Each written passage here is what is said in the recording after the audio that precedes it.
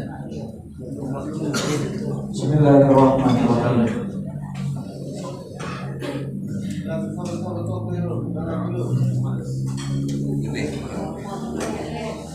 Assalamualaikum warahmatullahi wabarakatuh.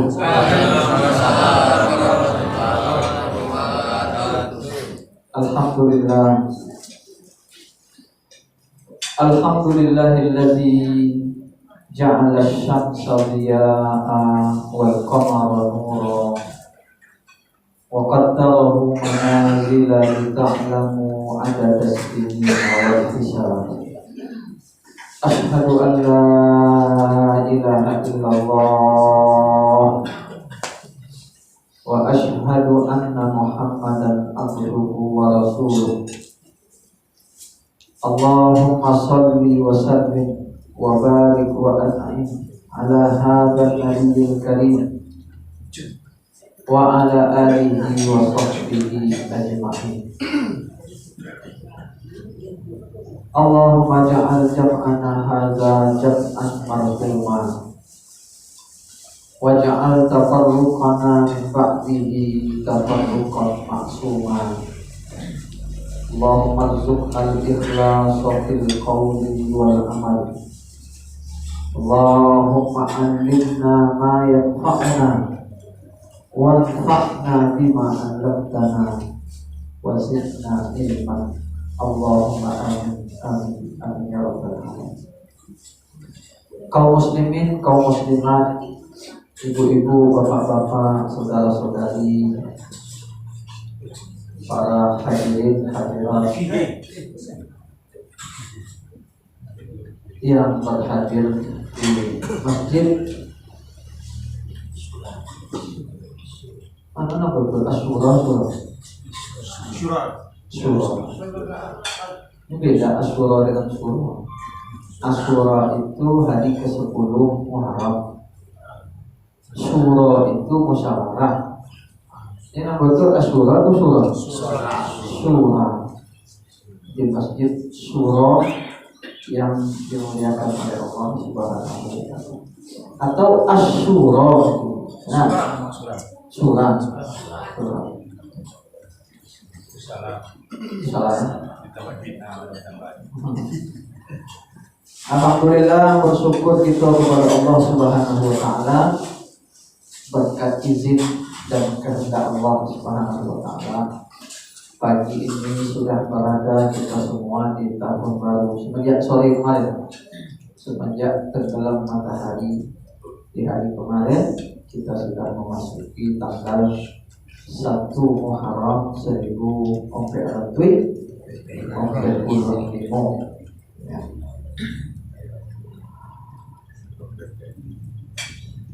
Ada banyak pelajaran yang bisa kita ambil dan kita petik hikmahnya dari peristiwa hijrah Nabi Sallallahu Alaihi Wasallam. Itu yang pada subuh hari sampai nanti menjelang subuh ini kita akan kaji, kita akan bahas satu demi satu. Mudah-mudahan kalau ada P5, ada P4, kalau ada P4 tidur jadi kalau ada sempat tidur 2 menit. Apa yang bisa kita ambil dari peringatan tahun baru Hijriah? Dan pertama, bapak-bapak, ibu-ibu yang dimuliakan oleh Allah, peringatan tahun baru Hijriah itu artinya mengingat sejarah. Mengingat sejarah. Dan sejarah itu ada dan dibaca oleh orang setelahnya, gunanya adalah untuk menjadi pembanding di dalam hidup. Jadi sejarah itu sebenarnya ingin dijadikan pembanding bagi generasi setelahnya.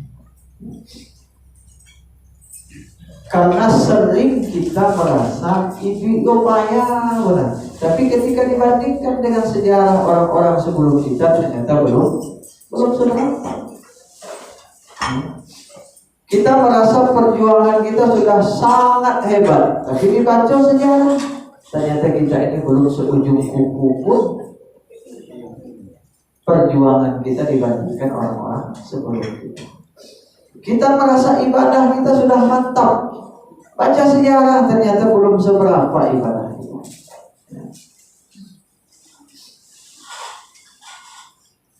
Di dalam hidup ini orang perlu pembanding.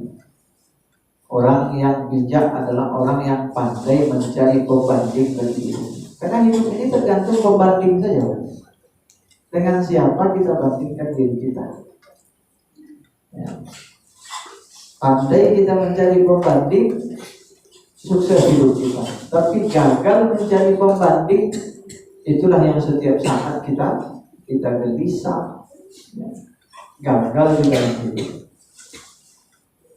Kulit kita ini apakah putih atau hitam? Tergantung pembanding. Ya. Muka kita ini rupawan atau tidak? Tergantung pembanding. Aku dulu ketika pertama sampai di Mesir tahun 2001 pernah ketemu orang banyak masuk ke Mesir. Itu masjid pertama aku sholat, aku masih ingat namanya Masjid As-Salam, tidak jauh dari tempat kami tinggal. Sholatlah aku di situ, berdiri di samping aku seorang jemaah berkulit hitam. Karena di situ bercampur di Mesir itu ada yang Afrika Negronya, kulit hitamnya, dari Sudan, dari Somalia sampai ke bawah itu. Semakin bawah semakin hitam, semakin ke atas semakin putih. Mesir, Tunis, Libya, Maroko, ke arah sananya itu putih-putih. Tapi kalau ke bawah itu dari mana?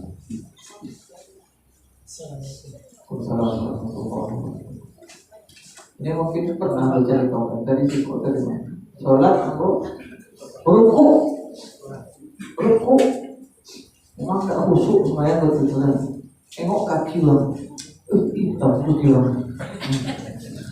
hitam, memang hitam. Jadi kalau hitam orang negro, wah hitam model kulit terbalik, memang hitam. Tengok kakinya. Putih kaki orang. Ya. Mulai rasa ujung. Malam udah hitam, ya. Kaki dan gorosi yang putih. Tidak lama setelah itu, sholatnya di masjid lain. Itulah di masjid kok ada yang sangat putih, yang sangat hitam. Berdiri di samping kami ketika itu dalam jemaah itu orang Rusia. Rusia ini putih, ada kita bandingin kita. Ruku, maka kaki jadi apa namanya kaki gitu kan? Kaki tadi terasa putih, duduk di samping orang yang berkulit putih, hitam jadinya kaki, ya. Jadi tidak bersyukur dengan kaki, ya. Abe rasa hitam lagi. Asoleh busuk. Tapi kenapa tidak seperti Pak? Obu awak, ya. Kalau didoke orang Afrika yang memang obunya itu dah dulu begini, ya. Model kulit apa namanya? Bulu domba, memang putar-putar, memang sangat keriting. Lalu kan aku agak ikal, iki pada logo atau kawan logo bola conga, lurui, pancar. Ya. Tapi ketika duduk di samping orang Afrika yang rambutnya bergulung-gulung, bersyukur sekali punya rambut ikan. Ya. Alhamdulillah, rancak Allah. Jadi makanya di Mesir itu mudah saja kita. Ya Rasul kurang ganteng segini cari orang Afrika duduk oke. Ya, ganteng aja nggak paling ganteng. Ya.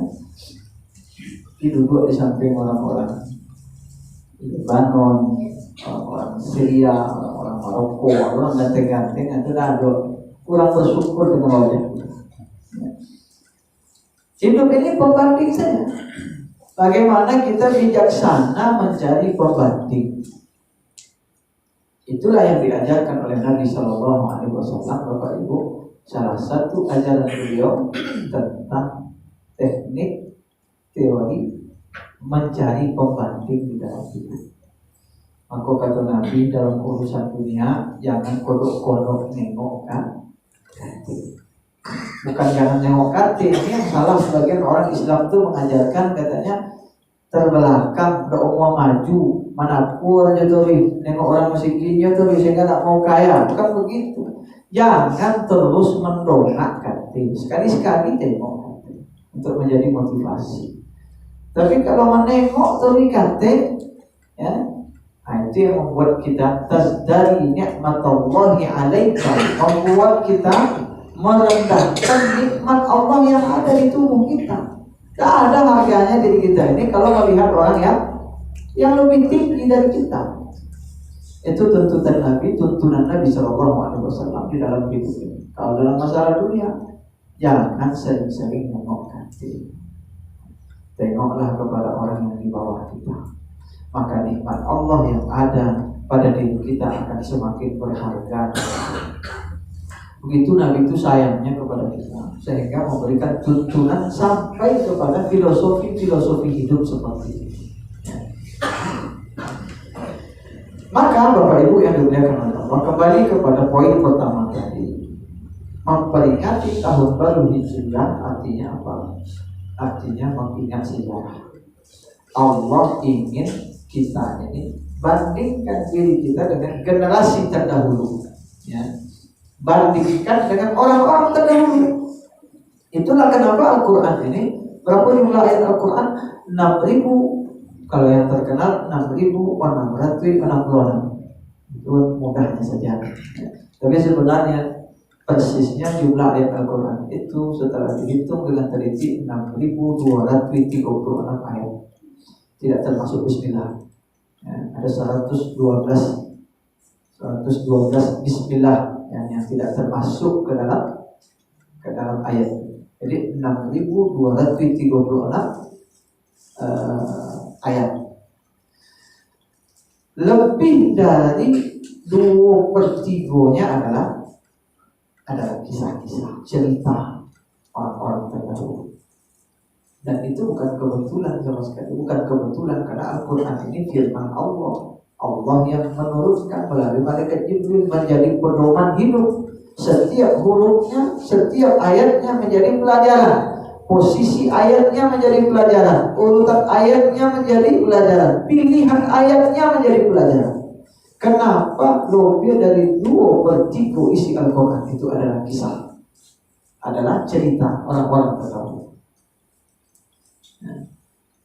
Jadi kalau ada 6.236 ayat, lebih dari 4.000-nya itu adalah ayat bercerita tentang kisah-kisah, supaya umat Islam ini belajar dari orang-orang terdahulu. Bandingkan diri kalian dengan orang-orang terdahulu. Dan Nabi begitu cara mendidik sahabat.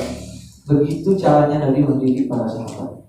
Suatu hari datang seorang sahabat bernama Khabbab Ibnul Arab. Ini sahabat ini ketika masih di Mekah, masih menderita, disiksa. Dan siksaannya bukan main-main siksaannya. Khabbab Ibnul Arab itu termasuk yang paling parah disiksa. Punggungnya diletakkan besi panas, melepuh besi panas itu di kulit punggungnya.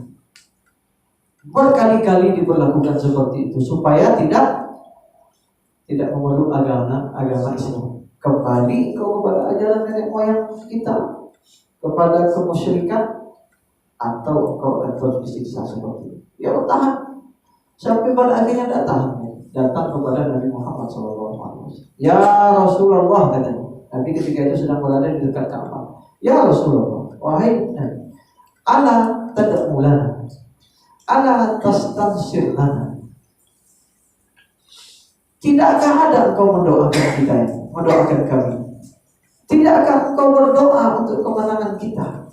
Kata Khawarul. Kenapa dibiarkan kami ini seperti ini? Kenapa situasi kita dibiarkan seperti ini? Memang wajar juga, karena manusia bukan malaikat, bukan robot, disiksa seperti itu pada akhirnya habis juga daya tahan. Datang kepada Nabi, apa kata Nabi Sallallahu Alaihi Wasallam? Nabi cara mendidik sahabatnya itu dengan orang-orang sebelum kalian. Ya. Laqad kana fi man qablakum. Sungguh dulu orang sebelum kalian, kata Nabi, yu'khadhur rajulu wa yughfaru lahu fil ardi fayuj'al fiha. Diambilnya, diikatnya, kemudian digalikan di tanah lubang untuk dia, dimasukkan dia di situ. Wa yu'khadhu bil minshar, diambil gergaji. Wa yudha'u ala ra'sihi fayuj'al nisfaini, diletakkan gergaji itu di kepala, digesek sampai terbelah menjadi dua. Wa yurshafu bi amshatin min hadid duna lahmihi wa azmihi. Kemudian ada di antara mereka yang disisir kulitnya ini, dagingnya ini disisir pakai sisir dari besi sehingga terkelupas daging-dagingnya, tersisa tulangnya. Itu kata Nabi, mengajarkan perjuangan orang terdahulu. Walakinnakum qaumun tastajilun, tapi kalian terlalu terburu-buru. Belum apa-apa lagi perjuangan kalian ini, perjuangan kita ini dibandingkan orang-orang terdahulu. Mengamu apapun Allah itu, ya. Langsung ringan rasanya siksaan di tubuhnya. Begitupun Bilal bin Rabah yang ditelanjangi tanpa pakaian sehelai benang pun, ditelantarkan di padang pasir itu, dihimpit pakai batu besar supaya kembali kepada ajaran nenek moyang. Mendengar itu ringan semua penderitaan. Kenapa Nabi mengajarkan itu seperti itu? Karena Allah mengajarkan Nabi juga begitu. Banyak ayat-ayat, misalnya apa firman Allah Subhanahu wa taala, wa iyyukadzibuka faqad kadzdzaba alladziina min qablihim. Kalau hari ini Muhammad mereka mendustakanmu, membulimu, ya, menganiayamu, menghambat dakwahmu, merusak namamu, mengusirmu, mendustakan, tidak mempercayai apa yang kau dakwahkan. Sungguh orang-orang sebelum mereka ini juga dulu seperti itu, bahkan lebih daripada itu, kata Allah Subhanahu wa ta'ala. Allah mendidik Nabi seperti itu, mengajarkan bagaimana orang-orang terdahulu. Maka memperingati tahun baru Hijrah itu artinya belajar kepada sejarah. Jangan satu Muharram, ya. Tahun baru, ya. Apa makna dari tahun baru kita tidak tahu. Tapi berapa kali kita tahun baru Hijriah? Sesuai dengan umur kita masing-masing. Ya. Ada dalam 60 kali, ada 70 kali, 60 sampai 40 kali, 30 kali. Ya. Tapi sudahkah kita dapatkan intisari pelajaran dari peristiwa peringatan tahun baru Hijriah? Itu yang paling penting. Apa yang dikerjakan oleh Allah Subhanahu wa ta'ala. Maka kita belajar dari sejarah. Apa pelajarannya? Salah satunya adalah yang perlu kita tahu, Bapak Ibu yang dimuliakan oleh Allah. Tahun baru Hijriah ini kan penanggalan ini belum ada pada masa Nabi. Ada pada masa Nabi. Ya. Meninggal Nabi Sallallahu Alaihi Wasallam digantikan oleh Abu Bakar As-Siddiq. Belum ada juga penanggalan. Belum kita punya tahun. Tapi bulan-bulannya sudah ada. Karena bulan-bulan Muharram, Safar, Rabiul Awal, bulan awal sampai ke Zulhijjah itu bulan ke-12. Itulah itu sebelum Islam datang. Itu nama-nama bulan yang dibuat oleh orang-orang. Ya, sudah ada sebelum Islam datang pun sudah ada. Tapi tahun belum ada, belum punya tahun, belum punya kalender. Ya. Wafat Nabi Shallallahu Alaihi Wasallam digantikan oleh Abu Bakar As-Siddiq. Abu Bakar As-Siddiq 2 tahun memerintah, meninggal, digantikan oleh Umar bin Khattab. Umar bin Khattab yang agak lama, 2,5 tahun Umar bin Khattab memerintah. Nah, itulah terjadi sebuah peristiwa di mana Umar berkirim surat kepada para gubernurnya. Jadi pada masa Umar itu Islam sudah menyebar kemana-mana, tidak di Madinah saja lagi, sudah di Syam, sudah ke Persia, bahkan melebar sampai ke Mesir, ke daerah Afrika. Dan di situ dipasang para gubernur, wali namanya, gubernur bagi daerah-daerah ini. Berkirim suratlah Umar bin Khattab kepada wali-wali gubernurnya. Maka salah satu gubernur yang menerima itu namanya Abu Musa Al-Asy'ari, sahabat Nabi. Abu Musa Al-Asy'ari terima surat, tertulis di situ bulan Sya'ban. Bulan Sya'ban. Lalu Abu Musa berpikir, kok Sya'ban dulu, Sya'ban kini atau Sya'ban tahun lalu? Ya. Karena waktu itu surat ya lama, sampai Sya'ban kini atau Sya'ban tahun lalu. Maka datang Abu Musa kepada Umar bin Khattab, wahai Khalifah, tak topik pada dulu, ya. Tidak bagus administrasi surat-menyurat kita. Kalau kita punya penanggalan sendiri, tahun berapa, tanggal berapa, itu harus punya sendiri. Maka Nabi Shallallahu Alaihi Wasallam, apa itu yang dimuliakan oleh Allah, kemudian karena Umar bin Khattab radhiyallahu anhu mengumpulkan para sahabat yang masih hidup ketika masih banyak sahabat yang masih hidup, karena Nabi baru meninggal sekitar 5 tahun, 4 tahun setengah. Itu terjadi sekitar tahun 17 Hijriah, ya, 17 Hijriah atau 16 Hijriah. Dikumpulkan oleh Umar bin Khattab radhiyallahu anhu, dikumpulkan, lalu dicari pendapat. Kalau ada yang mengusulkan kita mulai saja penanggalan kita dari lahirnya Nabi Sallallahu Alaihi Wasallam. Umar tidak setuju. Kenapa? Ketika lahir Nabi Sallallahu Alaihi Wasallam, yang berkuasa ketika itu orang Muslim. Ya. Kalau tidak ada yang bisa disebut, ya. Tidak ada yang bisa diingat, kata Umar. Lalu ada yang mengusulkan kita mulai dari turunnya wahyu. Kata Umar, ketika turun wahyu juga belum ada Islam ini apa-apanya. Yang beriman baru Nabi. Ya. Kemudian setelah itu istri beliau belum ada kekuatan apa-apa. Lalu Umar kemudian bersama Ali bin Abi Thalib memutuskan, begitu juga Utsman bin Affan, memilihkan kita mulai penanggalan kita ini dari hijrah kaum muslimin, hijrah dari Mekah. Kenapa? Kata Umar. Nah, ini penting. Umar ini, Bapak Ibu, perlu kita ketahui. Kalau berbicara tentang Umar, kita harus ingat siapa Umar ini. Kalau dia memilih sesuatu, pasti ada alasannya. Pilihan Umar itu selalu istimewa. Bahkan ketika Nabi masih hidup pun, Bapak Ibu, Umar ini kalau berbeda pendapat dengan Nabi, sering pendapat Umar yang betul. Dari mana tahu betul pendapat Umar? Datang wahyu setelah. Begitu Umar ini hebat. Ya. Umar yang kata Nabi Sallallahu Alaihi Wasallam, kalau bertemu setan dengan Umar di sebuah jalan, mailah setan. Ya. Itu hebat. Nampak dari jauh ada setan, Umar langsung cari jalan lain. Lari. Begitu hebat. Tak ada di dunia ini orang seperti itu. Apalagi gitu. Lalu sebuah jalan berkumpul setan di situ.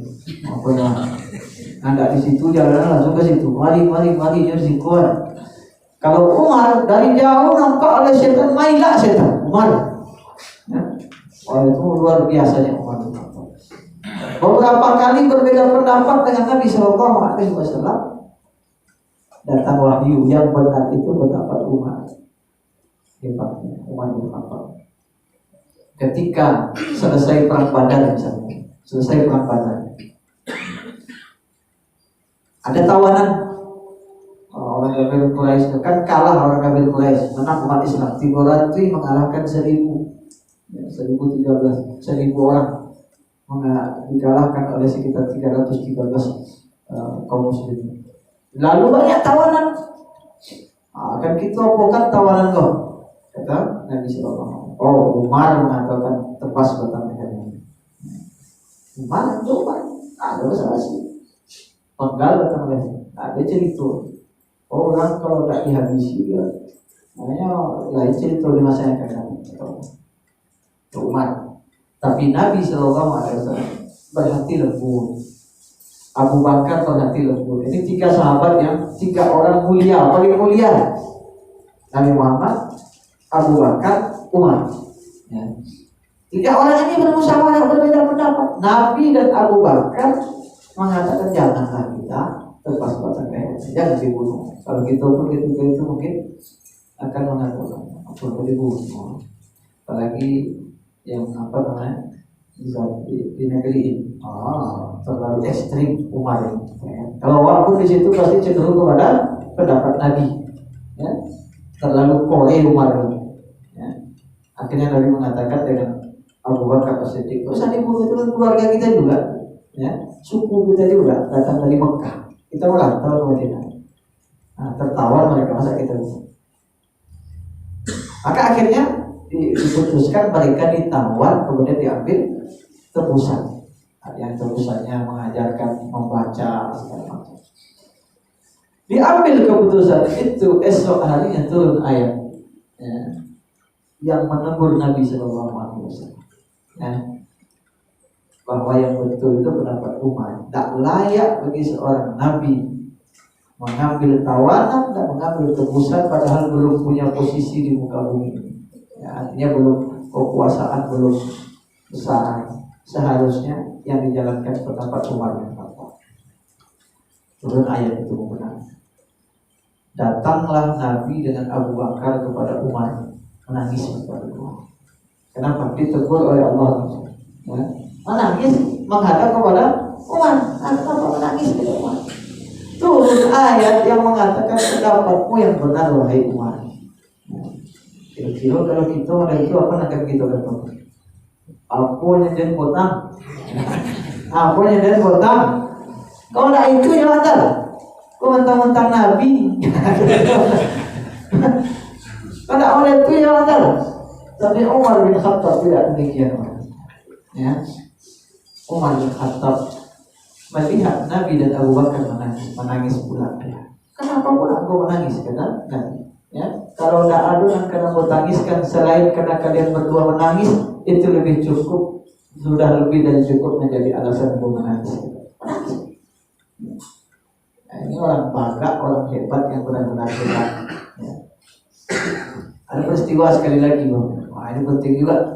Pada saat Nabi Sallallahu Alaihi Wasallam menyolatkan jenazah orang munafik. Jadi ada pimpinan orang munafik di Madinah itu namanya Abdullah bin Ubay bin Salul, itu terkenal sekali. Munafik, pura-pura masuk Islam tapi hatinya benci kepada Islam. Ya. Munafik itu benar-benar munafik. Munafik yang paling berbahaya. Pimpinan orang munafik. Kok sembahyangnya paling depan? Ya, kok sembahyang paling depan? Tapi hatinya benci kepada Islam. Mengaku Islamnya paling dekat dengan para, bergaul dengan kaum muslim, tapi hatinya benci dan membuat keributan, memecah belah umat Islam. Ya. Abdullah bin Ubay bin Salul. Pada akhirnya Abdullah bin Ubay ini mati juga. Mati. Ya. Lebih dulu matinya daripada Nabi. Meninggal dia, mati dia. Kalau meninggal terlalu. Mati dia Abdullah bin Ubay. Dia punya seorang anak namanya Abdullah juga. Abdullah bin Ubay. Nama anaknya ini orang seorang sahabat yang dekat dengan Nabi dan dicintai oleh Nabi, mencintai Nabi. Karena Arab dulu biasa, sampai sekarang pun biasa orang Arab itu nama anaknya sama.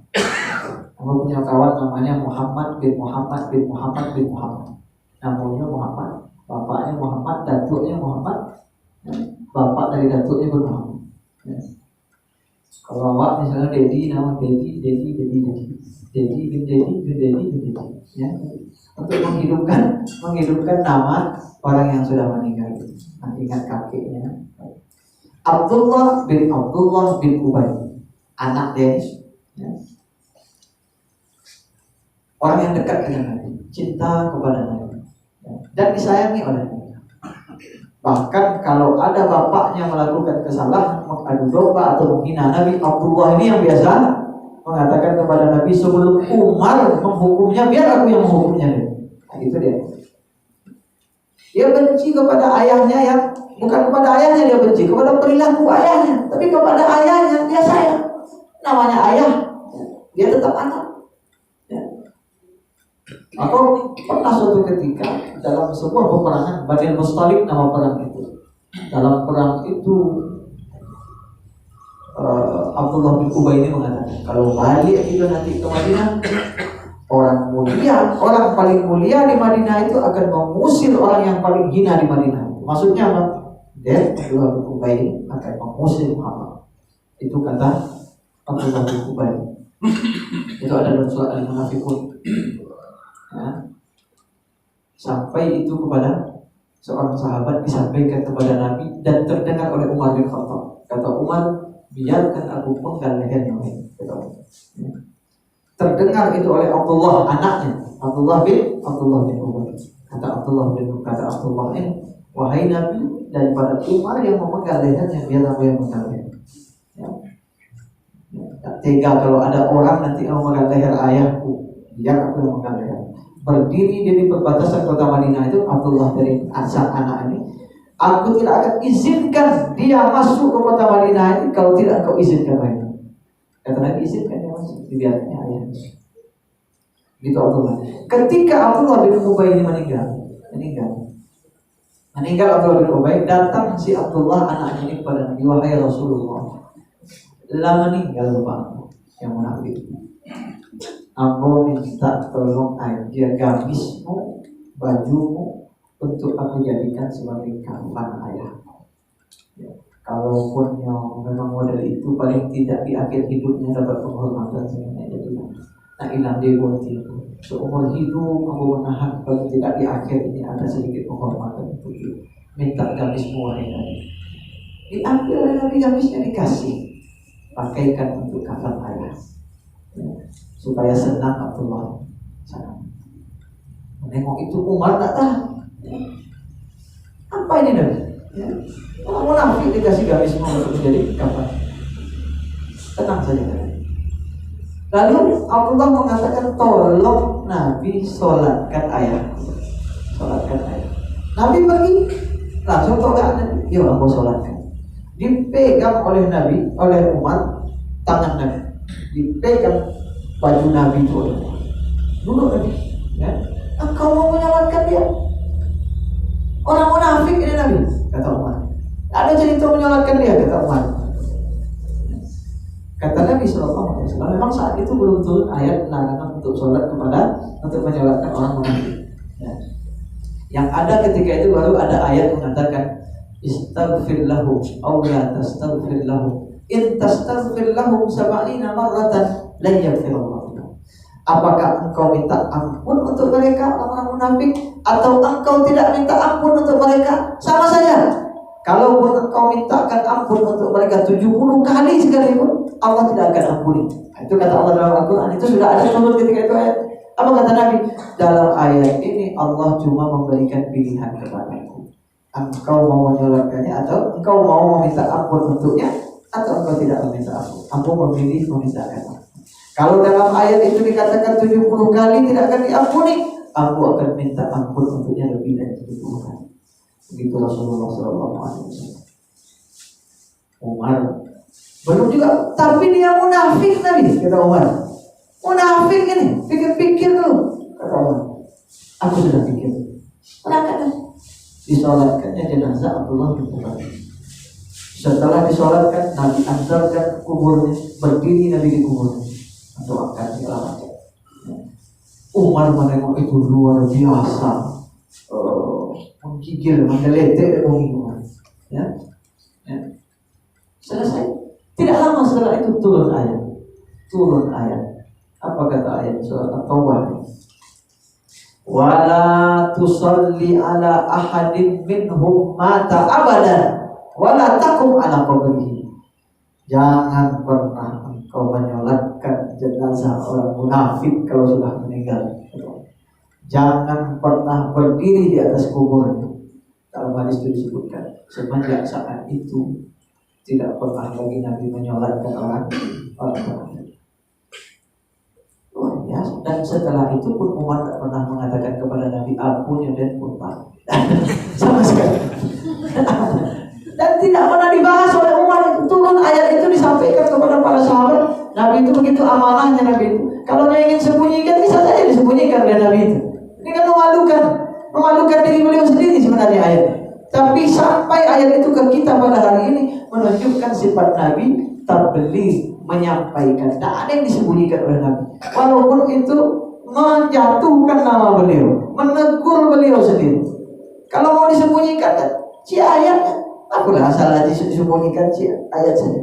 Tapi Nabi sampaikan ayat itu kepada para sahabat. Dan Umar biasa saja. Orang Baga yang benar-benar kesatria, tidak ada mungkin-mungkin. Kalau gitu, setahun yang lalu yang salah terponam juga. 2 tahun, 5 tahun lalu salah terponam juga. Diungkit juga. Ya. Umar tidak begitu. Dia tetap takzim penghormatannya ke Nabi luar biasa. Ya, tidak pernah sedikit pun merasa lebih daripada Nabi. Kendati pun berkali-kali wahyu membenarkan pendapatnya di atas pendapat Nabi SAW. Maka ini Umar bin Khattab. Ya. Umar bin Khattab. La model itu Umar nih. La model itu Umar. Dia masih juga takut menjadi orang munafik. Ya. Hebatnya Umar.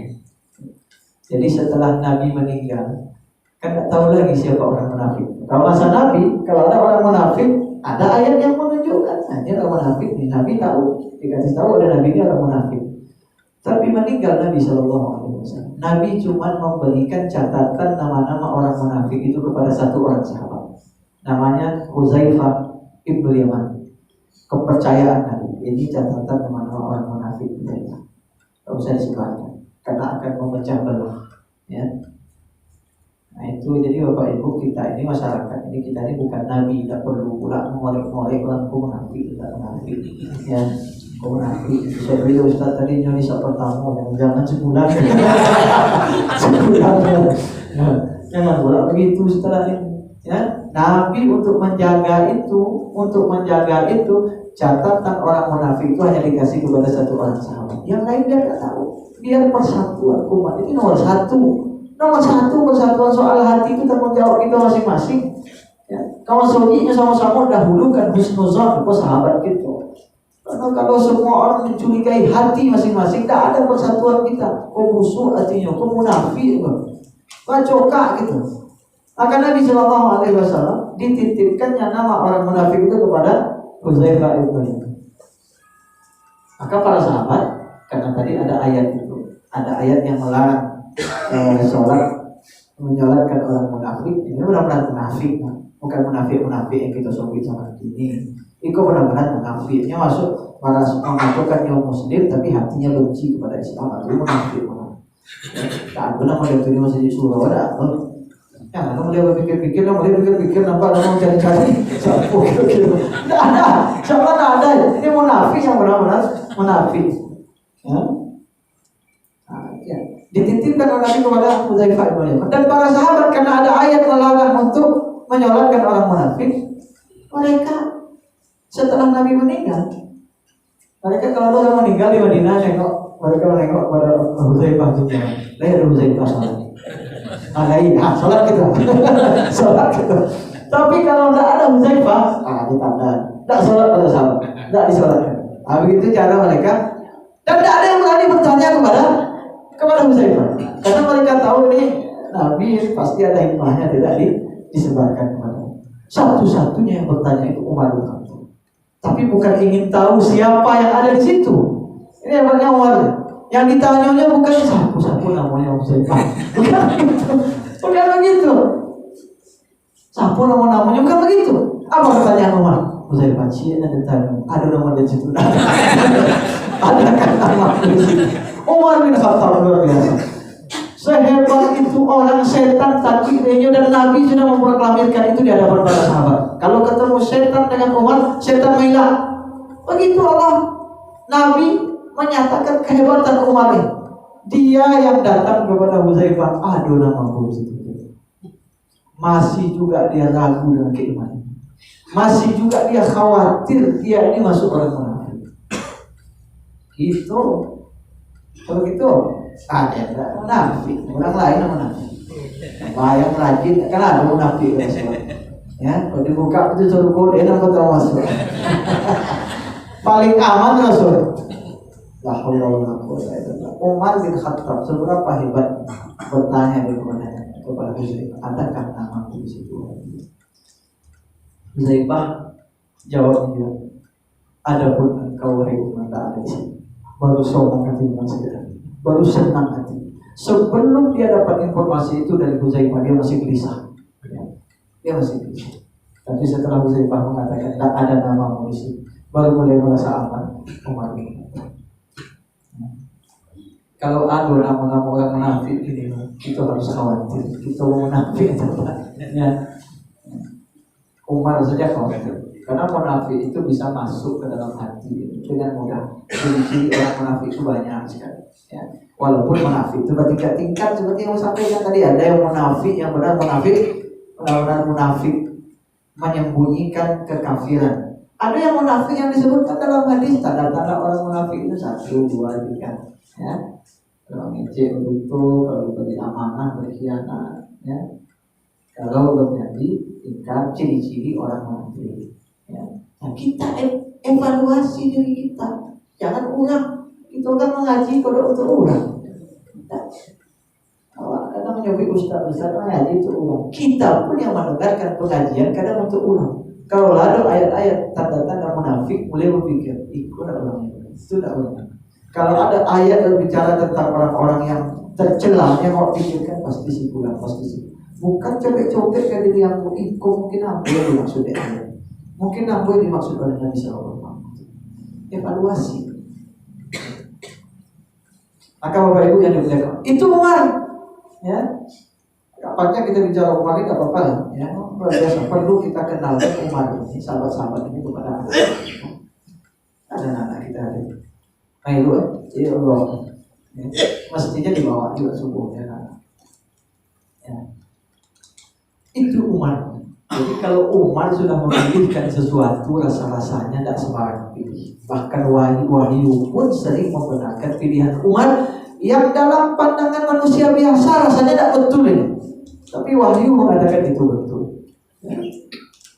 Maka ketika Umar memilihkan awal tahun kita itu adalah awal kalender kita itu ketika hijrah, itu pasti pilihan luar biasa. Apa kata Umar? Kenapa harus dari hijrah mengusulkan, kata Umar? Karena pada saat setelah hijrah itulah kita baru punya negara sendiri, ya?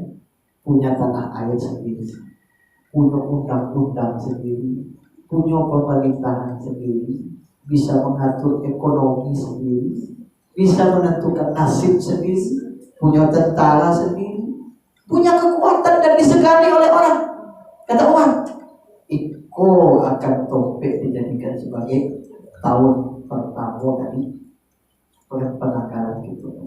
Tidak ada satu sahabat yang tidak setuju. Tanya Utsman setuju, tanya Ali setuju. Walaupun Abu Bakar ketika itu kalau masih hidup setuju. Sama sahabat yang lain kalau sudah setuju Utsman, Ali, ada lagi mata, ada mata. Akhirnya ditetapkan. Jadi Bapak Ibu yang dimuliakan, apa yang ingin kita sampaikan? Jadi Umar memilih awal tahun kalender kita itu dari hijrah itu dengan alasan yang tadi. Maka mestinya peringatan tahun baru Hijriah itu lebih dari sekedar seremoni, upacara, segala macam, apa namanya, simbol saja, formalitas saja. Itu saat kita evaluasi tentang seperti apa nasib umat Islam yang saat ini. Umar itu memilihkan tanggal itu, tahun itu, supaya kita ini selalu mengingat kita ini umat berwibawa. Kita ini umat yang jangan diatur-atur oleh orang, diobok-obok oleh orang. Ekonomi kita orang yang mengatur, negeri kita yang mayoritas, tapi nasib kita yang menentukan siapa. Ya. Kampung-kampung kita tapi sawitnya siapa nanti. Mestinya begitu kita berpikir. Ya. Umat Islam itu umat yang mestinya punya daulat, punya kekuatan, punya suara yang didengar. Bukan hanya jumlah banyak tapi dihina-hina oleh orang. Mudah aja orang bikin-bikin masalah dengan umat ini dan kemudian selesai. Dihina-hina Al-Quran kita, dihina Nabi kita, digugat hal-hal yang selama ini sudah kita yakini sejak lama, dan kita tidak bisa berbuat apa-apa. Untuk memprosesnya pun lamanya luar biasa.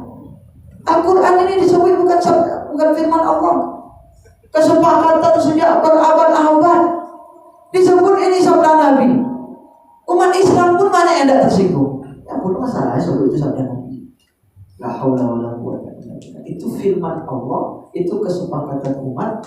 Kalau Al-Quran ini saja berani berani mengatakan ini bukan firman Allah, dari obok-obok kita ini. Dan umat Islam tidak beraksi, artinya tidak merasa tersinggung. Benar-benar umat Islam tidak ada wibawa. Ya. Nabi dihina, Al-Quran dihina, ajaran-ajaran agama kita ini dipermainkan oleh orang. Di negeri di mana? Di negeri umat Islam paling besar di dunia, 270 juta, 85% itu umat Islam. Nah, di sinilah tempat di mana Islam ini dipermainkan. Ya, jumlah banyak, tapi tak ada suaranya. Tak ada suaranya. Suara umat Islam itu tidak seberapa. Ya. Apalagi sekarang orang-orang pembenci Islam itu sudah terang-terangan. Tak ada lagi malu-malu, tak ada lagi takut-takut. Aku bangga menjadi anak PKI. Berani ya. Kalau kita membuat buku aku bangga menjadi umat Islam, tak ada. Tapi orang PKI sudah ada yang bilang aku bangga menjadi anak PKI. Di mana? Di gedung parlemen, tempat di mana undang-undang negara ini. Tak berani orang seperti negeri umat Islamnya mana? Kenapa? Karena mereka sudah melihat umat Islam ini tidak ada apa-apanya. Banyak tapi seperti buih di lautan, tidak ada kekuatan apa-apa. Yang mayoritas, tapi ekonominya yang pegang bukan mereka, yang pegang bukan umat Islam. Tak usah jauh-jauh ke Jakarta, negara yang terlalu luas. Kita aja di kota sini. Ya lah ya, awak menguasai pasar. Pasar lontong ya. Kok sate ya. Tapi yang lain yang benar-benar di situ duit kan, ya lah ya awak dan moga. Sawit kalau itu hektar saya ada punya. Tapi kalau ada 100 dan 200 hektar, sekian ribu hektar itu awak dan punya. Ya. Dulu punya awak, tapi kita kan. Ya. Dulu punya awak, tapi di awak ingin beli oto, akhirnya orang tanah. Oto pun baterai. Belum lunas kan lebih. Tanpa solong terus. Disawit kan dulu awak jual ke orang. Ya. Itu nasib kita sekarang. Ya. Ekonomi tidak kita yang kan. Politik pun seperti itu. Umat Islam diajak berpolitik. Ini masuk jelawak, biarlah negara diatur juga. Tak akan itu urusan awak, tak akan mohon. Nah, mulai berpolitik, ustaz lah berpolitik lah. Politik itu bahagian dari ajaran Islam. Kalau tak berpolitik, Nabi tak berdiri Madinah. Tak akan takut orang ke Nabi, tak akan berwibawa agama. Kalau mulai yang di politik dimaksud ialah politik. Umat ini dibodohkan oleh orang dan tidak boleh bodoh terus kita. Tidak boleh bodoh terus. Saat memilih pemimpin itu saat yang sangat krusial dan akan ditanya nanti di hadapan Allah Subhanahu wa Ta'ala. Ya. Termasuk golput ditanya di hadapan Allah. Siapa yang kau pilih itu? Ya. Oh, tapi dia orang yang salah gara-gara kita tidak memberikan suara, bertanggung jawab gitu.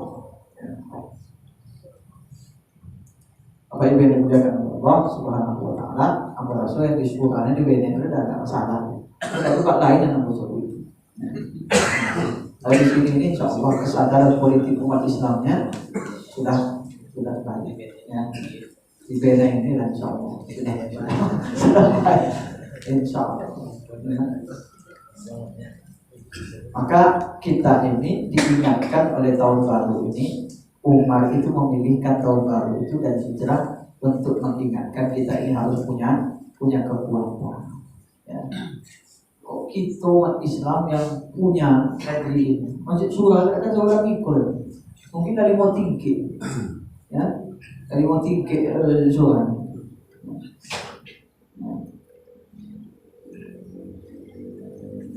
Takkan payah-payah kita bangun masjid. Takkan meminta-minta pakai celengan itu pijak. Lain menangi kita menengok itu.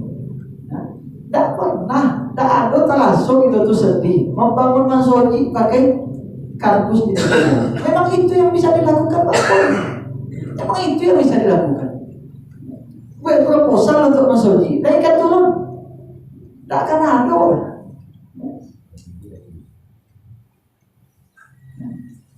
Turun ada turun. Tapaso pakai kardus Indomie di tepinya. Kalau ditengok se-Indonesia ini yang paling banyak mengemis itu salah satunya Mas Oji. Itu bicara. Itu malu komentar mendengar komentar orang-orang luar.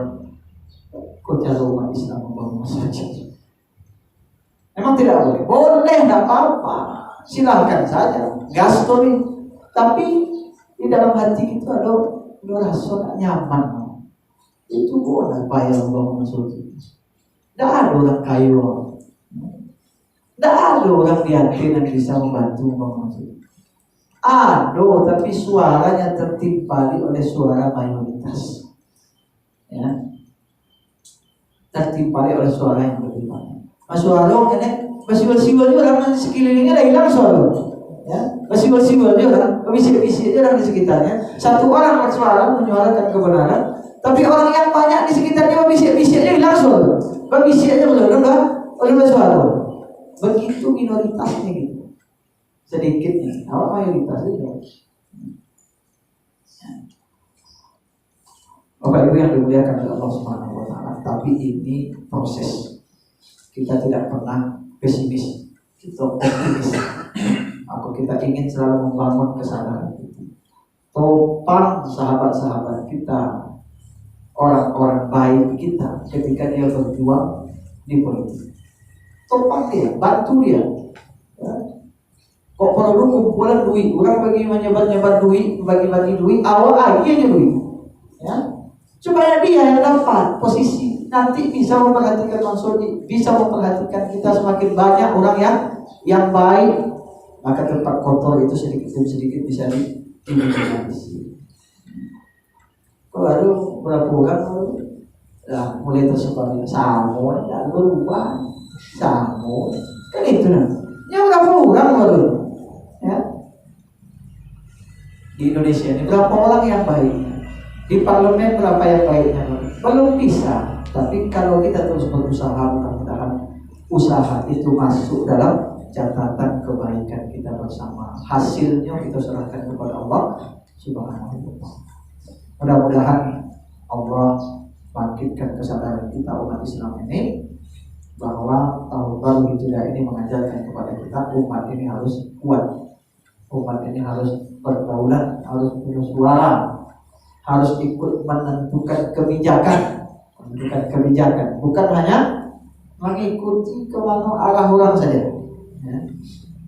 Kalau diikuti kemana arah orang, entah kemana kita akan dibawa. Bapak Ibu yang dimuliakan oleh Allah, sudah suruh kira-kira itu beberapa hal yang mungkin bisa kita sampaikan. Suruhnya berapa? Lewat.